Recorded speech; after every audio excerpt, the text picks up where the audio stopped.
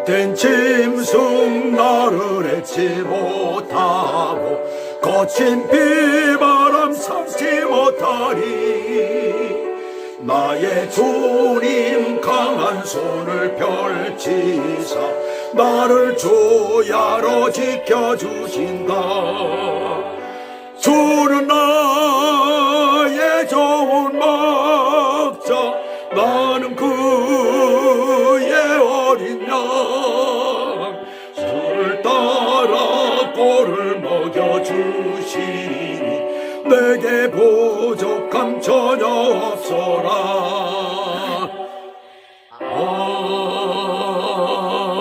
아멘.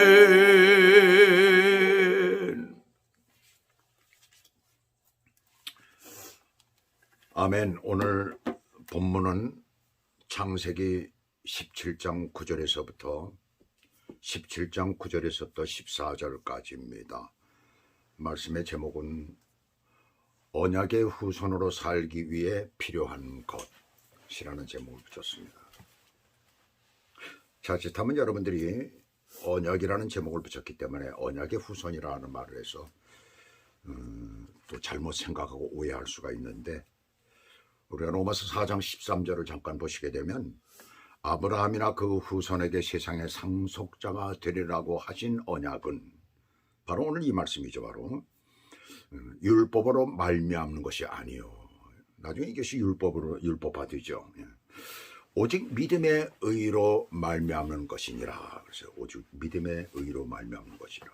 그래서 오늘날 살고 있는 우리 그리스도인들, 하나님의 자녀들은 믿음의 의로 말미암아 구원받은 하나님의 백성들이죠. 그래서 우리도 아브라함의 믿음의 후손들이 되는 것입니다. 그래서 언약의 후손으로 살기 위해 필요한 것라고 한다면 옛날 이스라엘 사람들에게 필요한 것이고, 그때 당시 아브라함에게 주신 그 후손들에게 주신 말씀이지만, 그런 결과적으로는 오늘을 살고 있는 우리들에게 주신 하나님의 말씀으로 우리가 받을 수 있어야 됩니다. 그래서 구약 성경에 있는 모든 내용들은 우리가 그렇게 우리가 보는 관점에서 구약을 들여다봐야 되는 거예요. 구약은 오실 예수 그리스도를 말씀하고 있기 때문에 예수 그리스도로 말미암아 구원받은 우리 하나님의 백성들은 아브라함의 의에 그 후손들이나 다름이 없다. 믿음의 의로 구원을 받았기 때문에 그렇습니다.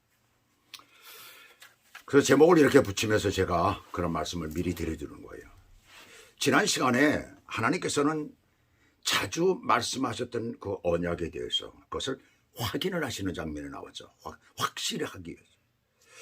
그렇게 확실히 하신 후에 내가 거류하는 이 땅을 너와 내 후손에게 주어서 영원한 기업이 되게 하겠다고 그렇게 말씀을 하셨어요. 그리고 또 하나님께서 또 말씀하실 때 본문 9절에 보시게 되면 뭐라고 말씀을 하시냐면 이런 말씀을 하십니다. 9절에 보시면 하나님이 또 아브라함에게 이르신즉 그런즉 너는 내 언약을 지키고. 그래서 여기서 그런즉이라는 말은 이렇게 영원한 기업을 갖게 되었은즉이 되겠죠. 그렇죠? 이렇게 영원한 기업을 갖게 되었은즉 너는 나와의 언약을, 그 다음에 보시면 지키고 내 후손도 대대로 지키라고 하시면서 10절에 보시면은 너희 중 남자는 다 할례를 받으라라고 했어요. 도대체 할례가 무엇이길래 말이죠 이렇게 명령을 하십니까? 그 다음 보시면 나와 너희와 너희 후손 사이에 지킬 내 언약이니라. 그래서 그 언약의 표식으로서 할례를 주셨다는 얘기입니다. 그러니까 하나님의 자녀된 우리들, 구원받은 우리들이 이 세상을 살아갈 때 말씀대로 살기 위해서 우리에게 필요한 것이 무엇입니까? 그것은 세상으로부터 우리를 구별하는 것입니다. 구약시대의 할례라는 의식은 사실 이것은 그 당시 가나안 지역뿐만 아니라 바로 그 옆에 큰 강대국인 애굽, 그 다음에 또 오스트레일리아, 그리고 또 아프리카, 아메리카 이 등 아주 널리 퍼진 하나의 풍습이었어요. 그러나 그들과는 다르죠. 오늘날 그들은 다른 어떤 이유 때문에 그것이 시작이 되어서 풍습이 되었지만은 하나님께서는 그런 일반적인 풍습 위에 특별한 차별성을 두게 하신 것입니다. 그것은 구별이지요. 언약의 후손으로의 표식으로 생각하게 하신 것이에요. 그러나 오늘날엔 이런 의식법은 아무 의미가 없지요. 율법을 예수 그리스도께서 이루셨기 때문에 그렇습니다. 그래서 사도 바울은 할례에 대해서 이렇게 말합니다. 로마서 2장 28절에 보시게 되면 무릇 표면적 유대인이 아니요 표면적 육신의 할례가 아니니라. 29절에서는 진정한 할례가 무엇인가를 말씀하고 있습니다. 오직 이면적 유대인이 유대인이며 할례는 마음에 할지니 영에 있고 율법 조문에 있지 아니한 것이라 그렇습니다. 율법 조문에까지 육신의 할례를 행하라고 되어 있지만 그것은 하나님께서 인도하신 진정한 할례가 아니라는 것이에요. 진정한 할례는 마음으로 받아 세상과 구별되는 것입니다. 그래서 이미 우리들은 예수 그리스도를 믿음으로 말미암아 영의 할례를 받았다라고 이렇게 말을 됩니다. 그 다음 두 번째는 언약의 후손된 자는 어떤 증표가 있어야 합니까? 11절 보시면은 너희는 포피를 배워라. 이것이 나와 너희 사이의 언약의 표징이라고 했어요. 양피는 남자의 성기를 덮고 있는 포피를 말합니다. 표징이라는 말은 표시, 표식, 어떤 증거를 말하죠. 성기에 표시를 두는 것은 기억하기 위한 거예요. 남성들은 다른 어떤 것보다도 하루에 몇 번씩 보게 되는 거죠. 그렇죠? 소변을 누구나가 보기 때문에 그렇습니다. 다른 지역에서도 할례를 행했지만 하나님께서는 언약의 표시, 택한 백성으로서의 표시로서 할례를 행하게 하신 것이에요. 할례를 행하지 않으면 그가 비록 아브라함의 자손이라도 어떻게 하신대요? 하나님을 그들을 백성에서 퇴출시켜버린다는 거예요. 끊어지게 한다는 것입니다. 반대로 아브라함의 자손이 아니라 하더라도 이방인이라도 여기에 보시면 나그네라도 하나님을 믿고 할례만 받기만 하면 이스라엘 백성이 될 수가 있었어요. 이스라엘 백성으로 다 인정을 해줬다는 얘기입니다. 그래서 오랜 시간이 지나면서 유대인들은 할례를 받기만 하면 개인적으로도 개인이 구원을 받는다라고 그렇게 생각을 했던 것입니다. 오늘날 어떤 사람들이 침례만 받으면 구원을 받는다라고 하는 것과 똑같은 얘기예요. 그렇지가 않지요. 근데 그렇게 생각하는 사람이 간혹 있습니다. 물론 구약 시대의 할례는 오늘날 우리 그리스도인들에게는 침례로 대처되었습니다. 침례는 하나님의 자녀로서의 표식일 수도 있지만 더 중요한 것은 하나님과 사람들 앞에 자신의 믿음을 시인하고 고백하는 것입니다. 나의 옛사람이 죽어 장사되고 그리스도로 말미암아 일으키심을 받아 새 사람이 되었음을 선포하는 것이에요. 그래서 로마서 6장 3절에서 5절까지 보시면은 침례를 이렇게 설명을 하고 있습니다. 무릇 그리스도 예수와 합하여 침례를 받은 우리는 그의 죽으심과 합하여 침례를 받은 줄을 알지 못하느냐. 그러므로 우리가 그의 죽으심과 합하여 침례를 받음으로 그와 함께 장사되었나니 이는 아버지의 영광으로 말미암아 그리스도를 죽은 자 가운데서 살리심과 같이 우리로 또한 새 생명 가운데서 행하게 하려 함이라. 만일 우리가 그의 죽으심과 같은 모양으로 연합한 자가 되었으면 또한 그의 부활과 같은 모양으로 연합한 자도 되리라 라고 했습니다. 그리스도와 함께 장사 지냈다가 그리스도와 함께 다시 부활된다는 그런 의미를 가지고 있는 거예요. 그래서 할례 의식과 성격이 다른 침례 의식의 의미를 지금 여기서 설명을 하고 있습니다. 바로 침례를 받는다는 것은 바로 그런 것이죠. 그래서 침례로 인하여서 구원받는다는 말이 아닙니다. 침례는 예수 그리스도를 믿음으로 말미암아 구원받은 하나님의 백성된 자가 처음으로 받는 의식이 된 거예요. 여기서 중요한 단어가 나오죠. 합한다는 단어와 연합한다는 단어와 여기서 모양이라는 단어가 나옵니다. 이 세 단어 모두가 다 그리스도가 없이는 설명이 되지를 않아요. 하나님의 자녀된 데는 그 마음속에 언제나 그리스도가 계신 것이에요. 성령이 계신 것입니다. 바로 그것이 증거예요. 성령이 그 안에 계시다는 얘기입니다. 그리스도의 영이죠. 성령은 하나님의 영입니다. 그 영이 예수 믿는 사람 마음속에 들어와 계신다는 얘기입니다. 믿을 때 그것이 되어진다는 것을 말씀하고 있어요. 그래서 다른 의미로 또 성령의 침례라고도까지 얘기를 하고 있죠. 바로 그것은 그리스도와 연합이 되는 거예요. 그래서 그때부터 하나님의 사람, 하나님의 백성은, 하나님의 자녀는 무엇이라고 불러요? 하나님을 하나님 아버지라고, 아바 아버지라고 부르는 거 아니에요. 양자가 되었다는 얘기입니다. 하나님의 자녀가 되었다는, 하나님의 아들이 되었다는 것을 거기서 말하고 있는 거예요. 그것이 바로 증표인 것입니다. 그 다음에 세 번째는 믿음입니다. 믿음이 없이는 이 땅에서 언약의 후손으로 살아갈 수가 없지요. 오늘날 하나님의 자녀된 우리도 마찬가지입니다. 이 땅에서 믿음이 없이는 살 수가 없어요. 구별된 삶을 살아야 되는데 믿지 않은 사람들과 잘 어울릴 수가 없습니다. 잘 안 돼요. 그래서 믿음으로 그 모든 것들을 해야 된다는 얘기입니다. 12절은 누가 할례를 받아야 하는가를 우리들에게 설명해 주고 있어요. 그래서 여기 보시게 되면 너희 대대로 모든 남자는 집에서 난 자나 또는 너희 자손이 아니라 이방 사람에게서 돈으로 산 자를 막론하고, 자 여기 잘 보시면 돈으로 산 자를 막론하고 난지 8일 만에 할례를 받을 것이라. 그러면 이 아이는 뭐예요? 부모에게서 태어난 아이를 말하는 거죠. 부모가 노예라는 얘기입니다. 종으로 샀다는 얘기, 돈으로 샀다는 것은 바로 종을 얘기를 하고 있는 것입니다. 종으로 산 자라 할지라도 그 자식을 낳게 되면 그 자식도 난지 8일 만에 할례를 받으라는 것이에요. 그래야 이스라엘 사람, 이방 사람, 돈으로 종을 얘기하잖아요. 여기서 그 모든 사람들이 다 이스라엘 사람, 백성들이 된다는 얘기입니다. 이스라엘 사람들이. 출애굽기 12장 48절에서도 너희와 함께 거류하는 타국인이 유월절을 지키고자 할 때에는 뭐라고 해서 할례를 받으라고 그랬어요. 할례를 받은 후에 지키라고 했습니다. 바로 그 사람들은 뭐예요? 어른들이에요. 어른들. 그렇죠? 어린아이가 아니라는 얘기예요. 난지 8일 만이 아니라는 얘기입니다. 그렇지만 어른이지만 유월절을 지키고자 할 때는 할례를 받고 지키라는 거예요. 할례를 받을 수가 있다는 것을 말하고 있는 것이잖아요.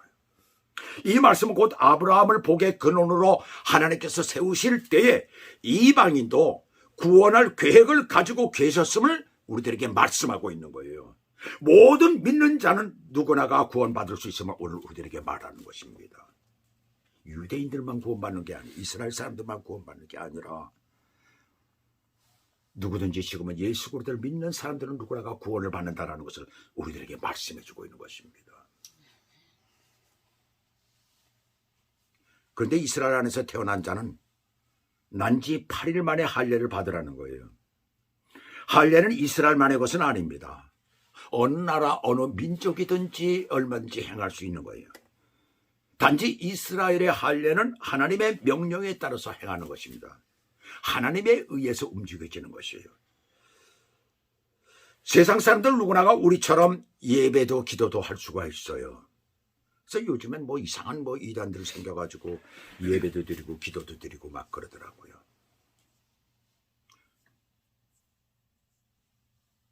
누구나가 다 드릴 수가 있는 것이죠. 그러나 중요한 것은 그 대상이 누구냐입니다. 우상이냐 아니면 유일하신 하나님 앞에 우리가 드려지는 것이냐, 바로 그것이요. 누구의 이름으로 예배를 드리느냐입니다. 우리는 예수 그리스도 이름으로 예배를 드리는 거 아니에요. 그렇죠. 주님 앞에 온전히 그렇게 드리는 것입니다. 그 당시 많은 민족들도 할례를 행했어요. 그렇지만 그들이 할례를 행할 때는 사춘기 때에 또는 성인이 될 무렵에 행했었습니다. 그러나 이스라엘은 하나님의 지시하심에 따라서 8일 만에 행하게 된 것이에요. 레위기 12장 2절에 보시면 남자를 낳으면 그는 1회 동안 부정하리니 그랬습니다. 1회 동안 부정하다는 것이죠. 근데 3절에 보시게 되면 8째 날에는 그 아이의 포피를 뺄 것이요. 그러니까 8째 날에 베라는 것입니다. 왜 8일이었을까? 갓 태어난 아기인데요. 8일은 남자 어린아이의 부정함이 지난 첫째 날이고 또 하나는 뭐냐면 새로운 시작이라는 그런 의미가 있는 거예요. 그리고 현대에서 고도로 발전된 의학이 밝히는 바에 의하면 생후 8일은 피가 가장 잘 응고되는 그런 시기라는 것입니다. 지금도 그 기간에 포경수술하는 것이 가장 좋다는 거예요. 그 기간에 피를 응고시키는 비타민 K라는 것과 그 다음에 프로트롬빈이라는 그런 물질이 나온대요. 생성되는데 그것은 피를 빨리 응고시키는 그런 물질이라고 합니다. 그 물질이 사람의 신체 중에서 가장 많이 나오는 시기가 난지 8일 만이라는 거예요. 이 사실을 하나님이 미리 아셨다는 거예요. 난 참 놀라워요. 이 말씀을 보면서, 야, 이게 참 어떻게 하나님께서 그것까지 아실까? 그건 우리가 하나님을 믿으면서 믿지 못하는 게 뭔지 압니까? 너무 발달된 과학을 가지고 인간들이 너무나 하나님 앞에 건방을 떨어요, 한마디로. 사실 하나님은 그 위에 계신 분입니다. 이미 다 아신다는 얘기예요. 인간의 신체 내부 구조를 다 아신다는 거예요. 어떻게 이것을 아셨을까? 하나님의 전지전능하심, 그 앞에 우리는 무릎을 꿇을 수밖에 없습니다. 예수 그리스도로 말미암아 구원받은 우리의 모든 구원의 이 놀라운 역사, 우리가 얻은 이 영생, 그렇잖아요. 예수 믿는 사람들은 더 영생을 이미 소유하고 살고 있습니다. 우리는 구원받은 하나님의 백성이잖아요. 더 어떻게 시작된 거예요? 하나님께서, 하나님의 사랑에 의해서 우리가 그것을 받을 수가 있었던 것이에요. 참 얼마나 감사한 일이에요. 그래서 우리는 하나님의 백성은 이 믿음으로 말미암아, 이 믿음이라고 그랬잖아요. 믿음이 없이는 언약의 후손으로 살 수 없다고 했잖아요. 근데 믿음이 결국 뭡니까? 순종을 할 수 있어야 된다는 얘기입니다. 할례를 8일 만에 받으라는 것은 그렇게 순종하고 살라는 것이잖아요, 한마디로. 순종이 굉장히 중요하다는 것을 알 수 있지 않습니까? 그래서 베드로전서 2장 9절에 보시게 되면, 자, 뭐라고 말씀합니까? 그러나 너희는 택하신 족속이요 왕같은 제사장들이요 거룩한 나라여 그의 소유된 백성이니 이는 너희를 어두운 데서 불러내어 그의 기이한 빛에 들어가게 하신 이에 아름다운 덕을 선포하게 하려 하심이라. 너희가 전에는 백성이 아니더니 이제는 하나님의 백성이요 전에는 긍휼을 얻지 못하였더니 이제는 긍휼을 얻은 자니라 라고 말씀하고 있습니다. 무엇 때문에? 순종을 했기 때문에 그런 거예요. 주님 앞에 순종을 했기 때문에. 바로 그것이 믿음이라는 얘기입니다. 믿음과 순종은 아주 깊은 관계를 맺고 있는 것이에요. 마지막으로 할례의 흔적을 보며 하나님의 언약을 기억하라입니다. 13절 중반부터 보시면 이에 내 언약이 너희 살에 있어 영원한 언약이 되려니와. 할례가 남자 성기의 피부의 흔적으로 남아있기 때문에 그 흔적을 볼 때마다 할례를 받은 자들은, 남자에게만 준 이유가 바로 그것이잖아요. 남자에게만. 남자는 하루에 서너 번씩 소변 볼 때마다 자기의 그 성기를 보게 되잖아요. 볼 때마다 할례 받은 자들은 하나님의 언약을 기억하게 하신 것이에요. 그러나 할례를 받지 아니한 자는 백성 중에서 끊어지게 한 것입니다. 그러면서 뭐라고 말씀하세요? 그들은 언약을 배반했다는 거예요. 하나님 앞에 순종하지 아니했다는 것이죠. 그 말씀을 믿지 않았다는 것입니다. 결과적으로.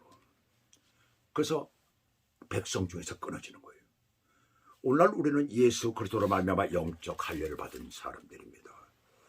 그래서 갈라디아서 6장 17절의 말씀대로 예수 그리스도의 흔적이 우리 안에 있는 사람들입니다.